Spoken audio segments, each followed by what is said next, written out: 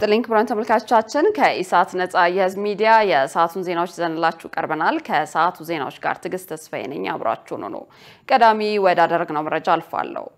የግድቡን ሪቫን በጋራ ለመቁረጥ ህብረተሰቡ ርብርቡን እንዲያጠናክር ጥሪ ቀረበ።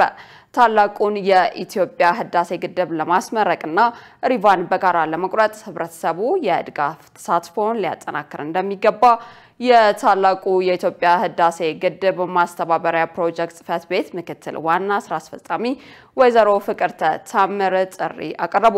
ታላቁን የኢትዮጵያ ህዳሴ ግድብ ከፍጻሜ ለማድረስ ህብረተሰቡ እስካሁን ያደረገ ያለው ድጋፍ ይበል የሚያሳይ መሆኑን ምክትል ዋና ስራ አስፈጻሚው ገልጸዋል። የፕሮጀክቱ ግንባታ 98.6% መጠናቀቁን የገለጹት ወይዘሮ ፍቅርተ የኮርቻ ግድብና ዋናው ግድቡ ሙሉ በሙሉ ተሰርተው መጠናቀቃቸውን አመልክተዋል። የግድቡ ግንባታ ከጀመረ ጊዜ አንስቶ በገንዘብና በአይነት ሁለንተናዊ ድጋፍ ሲደረግ መቆየቱን በማንሳት በባንክ መረጃ መሰረት በቦንድና በልገሳ የተገኘው ገቢ 23.2 ቢሊዮን ብር መሆኑን ጠቁመዋል።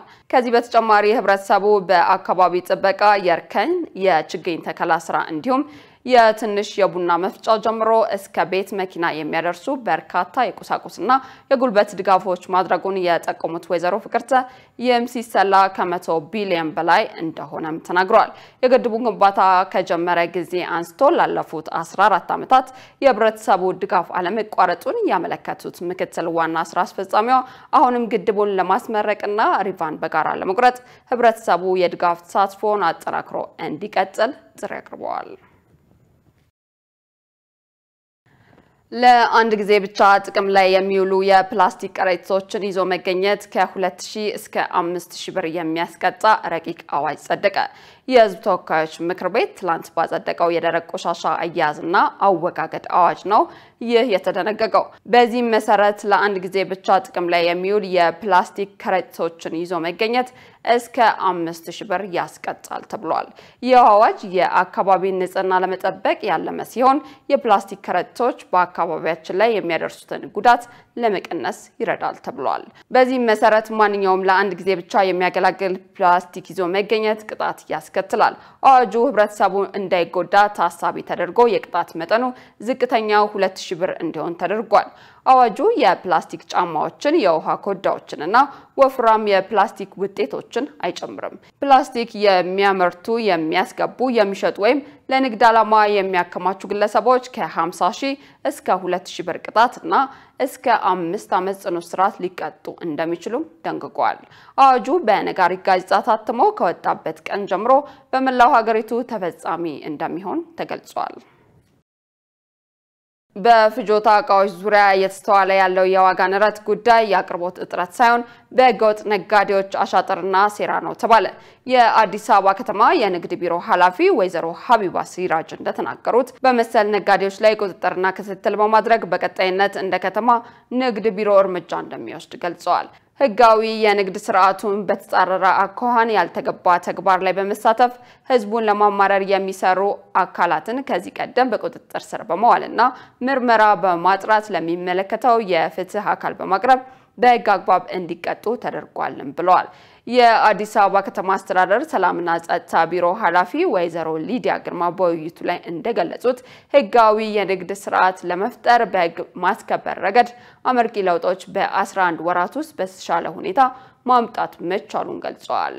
በዘርፉ የተፈለገው ውጤት እስኪመጣ ድረስ በቀጣይነት የቁጥጥር ስራዎች በማጠናከር ህዝቡን ለምሬት የሚዳርጉ በተለይም መሰረታዊ የፍጆታ እቃዎች ላይ ቁጥጥርና ክትትል በማድረግ የበለጠ ስራው ማጠናከር ዋነኛ የትኩረት አቅጣጫ እንደሆነ ገልጸዋል።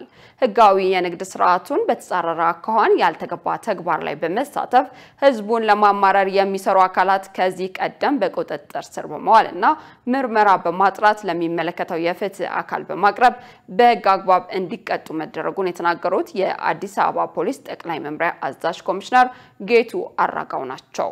ህጋዊ የንግድ ስርዓትን ለመፍጠር በህገወጥ ነጋዴዎች ላይ የማያዳግም እርምጃ እየተወሰደ መሆኑንም ተናግረዋል። አሁንም ድረስ ሆን ተብለው በአሻጥር የኑሮ ውድነት እንዲባባስ እየሰሩ ባሉ ህገወጥ ነጋዴዎች ላይ በቀጣይነት በተጠናከረ ሁኔታ እርምጃዎች እንደሚወሰድ ተገልጿል።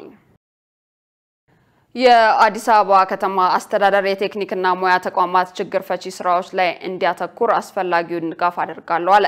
በመዲናዋ የሚገኙ የቴክኒክና ሙያ ኮሌጆች የልማት ስራዎችን ለማጠናከርና በክህሎት የዳበረ የሰው ኃይል ለማፍራት በዘርፉ የሚስተዋሉ ችግሮችን ለመቅረፍ ያለመ መድረክ ተካሂዷል።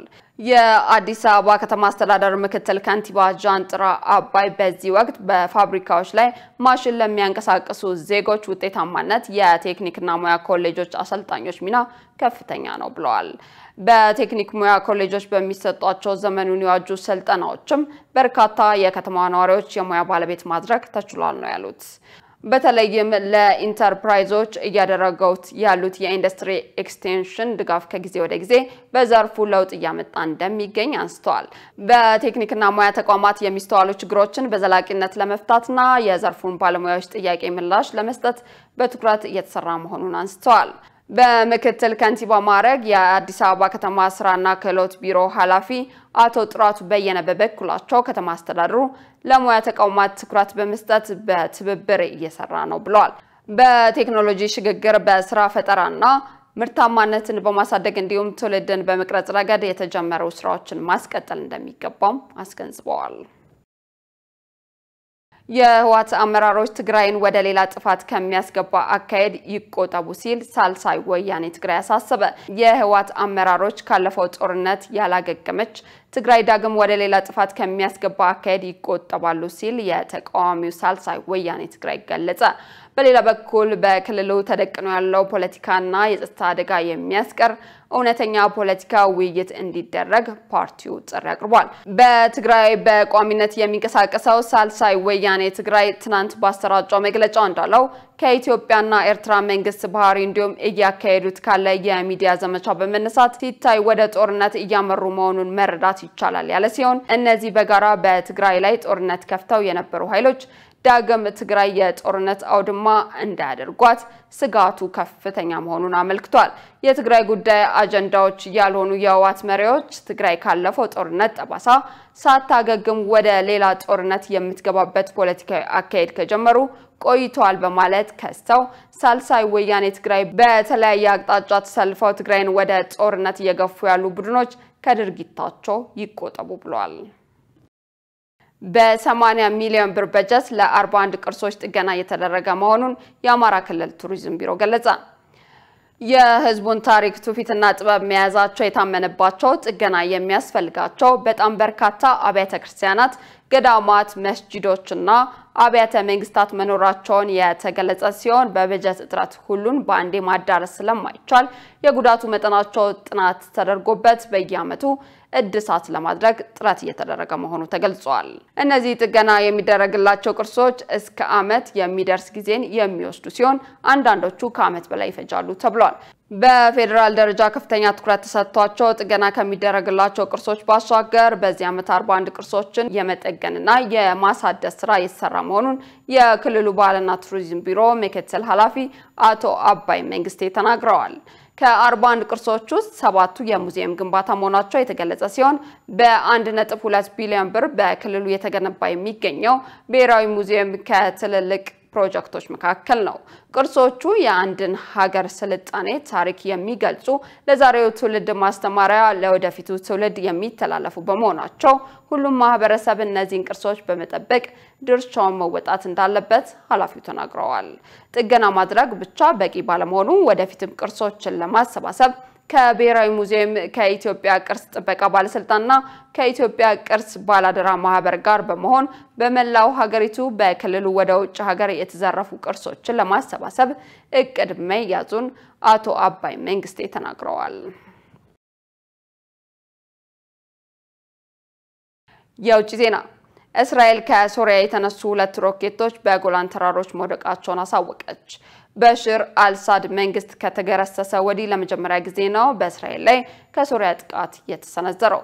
ራሱን ሰማዕት ሞሐመድ ዴፍ ብርጋድ ብሎ የሚጠራው አዲስ ኃይል ጥቃቱን ማድረሱን አምኗል። ይህ ኃይል 2 ሶቪየት ሰራሽ ግራድ ሮኬቶችን በእስራኤል በተያዘው ጎላን ተራሮች ላይ ተኩሻለሁ ብሏል። የእስራኤል ጦርም ባዶ ሜዳ ላይ ሮኬቶች መውደቃቸውን አረጋግጧል። እስራኤል በሶሪያ በኩል አዲስ ስጋት እንደተደቀነባት የሚያሳይ ጥቃት ነው በሚል የጦር ተንታኝ ስጋታቸውን ያስቀምጣሉ። ጥቃቱን ተከትሎ ደቡባዊ ሶሪያ እስራኤል መደብደቧን ዓለም ተወቅልኝ ብላለች። በሌላ በኩል እስራኤል ከየመን ሚሳኤል የተወነጨፈባት ሲሆን ያደጋ ወጥቷል ድምጽ ሰጪ ደውሎችም በበርካታ የሀገሪቱ ክፍሎች የተጠንቀቁን መልእክቶች አስተላልፈዋል። የእስራኤል ጦር ሚሳኤሉን ማክሸፍ ችያለው የሚል መግለጫ ወጥቷል። ዘገባው የአልጀዚራ ነው። ሩሲያ ዩክሬን ለፈጸመችባት ጥቃት ምላሽ መስጠት አይቀሬ መሆኑን አሳወቀች። የቀድሞ ፕሬዝዳንትና በአሁኑ ሰዓት የሀገሪቱ ምክትል የደህንነት ሚኒስትር ዲሚትሪ ሜድቬቭ አጸፋዊ ምላሽ ለዩክሬን ይሰጣል ብለዋል። የደህንነት ሚኒስትሩ አክለውም ዲፕሎማሲያዊ አካሄዶች ቢቀጥሉም ኪየቭ ላደረሰችው ጥቃት ዋጋ መክፈል አለባት ብለዋል። በ117 ሰርገው ገብ ሰው አልባ አውሮፕላኖች ጥቃት ሞስኮ በተዋጊዎች ጀቶች ላይ ከባድ ውድመት እንደደረሰባት የሚታወስ ነው። በክሪሚያ ድልድይ ላይ የተሳካ የውሃ ውስጥ ጥቃት ምሽቱን ፈጽሜያለሁ ያለችው ዩክሬን በሩሲያ ጦር ላይ ጠንካራ እርምጃ መውሰዳችን እንቀጥልበታለን የሚል አቋሟን አራምዳለች። የኢስታንቡል ቱርክ ድርድር ይቀጥላል የሚል መረጃዎች ቢወጡም ሀገራቱ ዛሬም በጦር ሜዳ እየተፋለሙ ነው። ዩክሬን በሩሲያ 5 ግዛቶች በፈጸመቻቸው ጥቃቶች ከ40 በላይ ተዋጊዎችን አውድሜያለሁ ማለቷ የሚዘነጋ አይደለም። ዘገባው የአርት ኒውስ ነው። ክቡራን ተመልካቾቻችን ከኢሳት ነፃ የህዝብ ሚዲያ ለሰዓቱ ያዝናቸው ዜናዎች ይመስሉ ነበር። ቀሪ የኢሳት መሰናዶዎች ወደ እናንተ መድረሳቸውን ይቀጥላሉ። መልካም ጊዜ።